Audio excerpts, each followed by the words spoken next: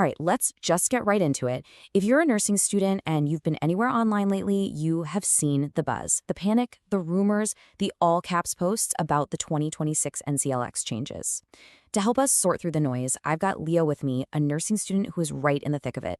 Leo, welcome. Hey, thanks for having me, Dr. Sarah. And yeah, honestly, my study groups are in a full-on meltdown. It feels like every other TikTok is screaming that the entire exam is being rewritten from scratch. That quote right there, that's exactly it. The word on the street is that it's going to be impossibly harder, that all the stuff we've been studying is basically useless now, and that we should all just scramble to test before the April 1st deadline. It's just really confusing and super stressful trying to figure out what's real and what's just people freaking out.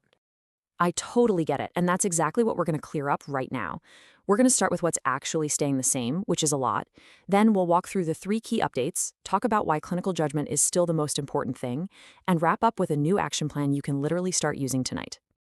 And Leo, let's kick this off with what I think is the most important message of this whole explainer, the don't panic reality check. You know, the biggest news about the 2026 NCLEX isn't what's changing, it's how much of the exam's foundation is staying exactly where it is. So here's the bottom line. This 2026 update is an evolution. It is not a reinvention. The huge, massive overhaul, that already happened back in 2023 with the next generation NCLEX. That was the reinvention. This update is just a refinement, making sure the test reflects what nursing looks like today. Okay, that is a huge relief to hear. So we're not talking about another next-gen level earthquake here. Not even close. I mean, just look at the data. If you pull up the test blueprint, you'll see the core client needs categories have the exact same percentage weights as they did in 2023.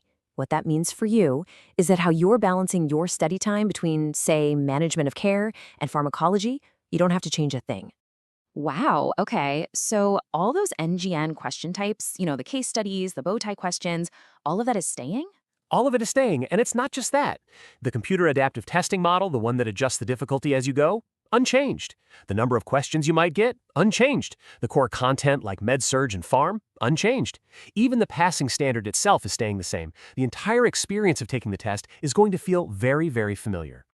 Okay, so now that we've hopefully brought everyone's blood pressure down a bit and established that the foundation is solid, now we can talk about what is actually being updated. There are really just 3 key updates, and they're all about modernizing the exam to match how nursing is really practiced today. So here they are, the big 3. First, there's a new, more explicit focus on health equity. Second, an update to include some more advanced clinical monitoring technology. And third, just a few simple updates to modernize the language used in the exam. These are manageable tweaks, not brand new subjects you have to master from square one. Okay, so health equity, that's a term I'm hearing everywhere. What does that actually mean on the exam? Like, how would they even test that? That's a great question. It means the exam is now going to directly test your ability to provide unbiased care. So you'll see case studies where you have to think about a patient's social determinants of health. Things like, do they have transportation? Are there language barriers? Are they dealing with housing instability? And then you have to factor those things into your nursing interventions. It's all about applying these ideas in a real clinical scenario. The second update just reflects the reality that nurses are working with more complex tech these days.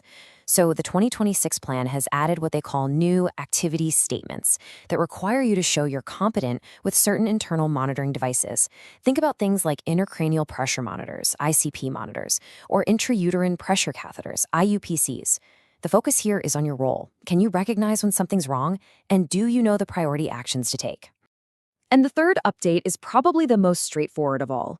It's just modernizing the language to be more current and patient-centered. So, substance abuse now becomes substance misuse.